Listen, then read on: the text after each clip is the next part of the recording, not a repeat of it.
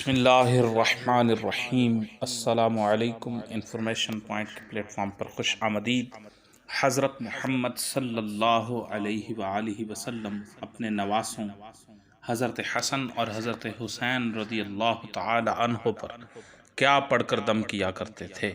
سامعین، صحیح بخاری میں روایت مروی ہے، حضور نبی کریم صلی اللہ علیہ وسلم حضرت حسن اور حضرت حسین رضی اللہ عنہما پر چند کلمات پڑھ کر پھونکا کرتے تھے اور فرماتے، تمہارے جد امجد حضرت ابراہیم علیہ السلام بھی اپنے بیٹوں حضرت اسماعیل اور حضرت اسحاق علیہ السلام پر انہیں پڑھ کر دم کیا کرتے تھے۔